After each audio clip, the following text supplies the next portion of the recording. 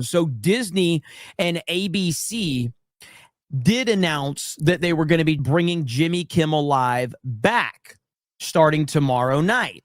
So that had a massive amount of attention on social media. Well, now we're hearing from Sinclair that Sinclair, who is a major network that I think has like 30 ABC affiliate stations, if I'm not mistaken, and Sinclair's spokesperson confirms that Jimmy Kimmel's show will be pulled from their ABC affiliates indefinitely, despite the news of ABC bringing back Kimmel's failing show. So it says beginning Tuesday night, Sinclair will be preempting Jimmy Kimmel Live across our ABC affiliate stations and replacing it with news programming. Discussions with ABC are ongoing, and we will evaluate the show's potential return. Sources tell me, meaning Benny Johnson, sources tell me that the network wants Jimmy Kimmel to apologize to Erica Kirk for maliciously lying about Charlie's murder. So we'll see what happens with this, but that's the latest news. And the reason that it's so important to understand that this is what they're dealing with right here. So this is Charlie's executive producer for his show. He's on with Jesse Waters. Let's listen to this really quickly. Andrew Colvitz, the executive producer of the Charlie Kirk Show. Andrew, what would have Charlie thought about yesterday? He would have been blown away. Tyler Boyer, who runs the C4 for us, shared a text chain from 2021. And he put in it, he said, "This is my vision." And it was a picture of stadiums full of people, because at Turning Point, we were sort of known for these big events, but Charlie was always dreaming bigger. And for those of us closest to him, we knew that his vision had just become reality. And it's tragic that it happened this way, but it was also beautiful for the country. And I know that Charlie would be marveling at the harvest. He would be so proud at us pointing to God and us holding vigils and praying and seeing the world's most powerful leaders coming to Phoenix to honor him and to lift up the name of Jesus. It was truly remarkable. I know Erica was blown away. And as she always told Charlie in private, this is not normal. There's nothing normal about Charlie Kirk's life. There's nothing normal about Charlie Kirk's death. You spend so much time with him. How do you feel today?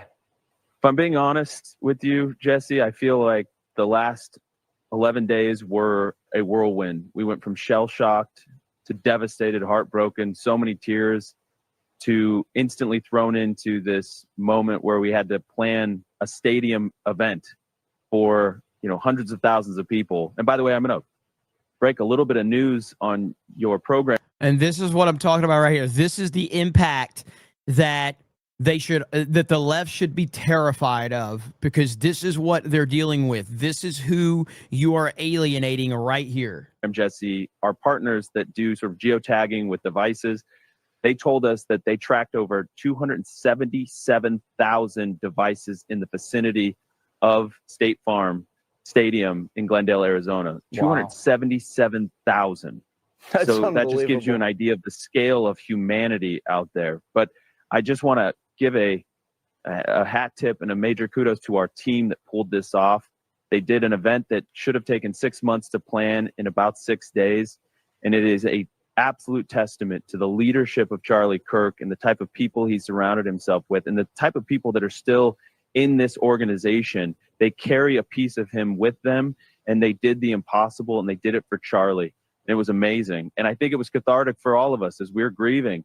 And I think now there's a moment where, yes, we're going to march forward. We're going to make sure that this mission and this vision that is Turning Point grows and multiplies and thrives. We want a 10X it, Jesse. But I think there's a moment where, if I'm being honest with you, some of it is still hitting me just now. Of course. How's Erica? She's strong. She is a fierce lioness. She is just an incredible woman. I know that everybody can see that through her now 2 speeches. And I told her, I said, you've given the 2 best speeches I think I've ever heard. Yep. And you did it in quick succession. And I don't think anybody would disagree with me, Jesse. I can't remember a more important speech than the one she gave last night, where she forgave the assassin of Charlie Kirk. And just It's probably, I mean, in my opinion, it's probably the single most impressive speech I've ever seen from any person in my lifetime. With all of the weight of the world and how soon after dealing with her husband's assassination, I just can't even understand the pressure that was on her. Truly unbelievable. Really. I mean, I can't compliment her any more than I already have. I mean, it's just probably the single most powerful and impactful speech I've ever seen. just how powerful that is. And I told her, you know, what you've done is so critically important for the future of this country, because what could have been a convulsive moment of chaos and anarchy has turned into this beautiful moment where we can actually direct this energy in a positive way. We can have peace, we can have unity, because you've taken the first hardest step and let go of that out of your heart. This person has no power over you anymore, Erica.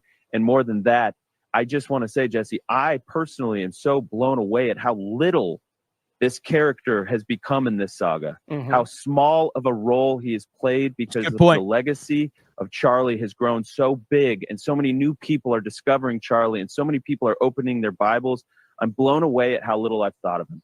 It's like what Erica said last Friday. You have no idea what you've just unleashed. And then, so what he was talking about was these numbers right here. 277,000 cell phones were geotagged at the Charlie Kirk event. For reference, the next biggest MAGA event was 97,000. They have clocked over 100 million streams, excluding broadcasts for the event. The arena workers said that they received more press inquiry than the Super Bowl. Absolutely insane. And like I said, just watching that event yesterday and how well done it was, it was absolutely an amazing event. It really was, man. I mean, technically, yes, he's back, but right here, ABC affiliates owner Sinclair rebels against Disney allowing Jimmy Kimmel back on, declares they will not air Kimmel tonight. So Sinclair, which is a major ABC affiliate, is not having it, okay? And right there, again, Sinclair says despite Disney's decision, they will not program Jimmy Kimmel until further notice. Sinclair Broadcast, who owns 31 ABC stations, just announced they will refuse to broadcast Jimmy Kimmel's show when ABC puts him back on the air. So that doesn't mean that they won't put him back on the air, but as of now, they are not interested in having Jimmy Kimmel on their affiliate networks. So we'll see what happens. I think this is going to end up being a huge problem for Disney moving forward. And I love how they're getting called out by all of these celebrities standing with Jimmy Kimmel, yet none of them had anything to say about Gina Carano's firing. Again, man, this is what I'm saying, man. We just have to let these left-wing lunatics show everyone who they are, and they're doing a great job of that right now.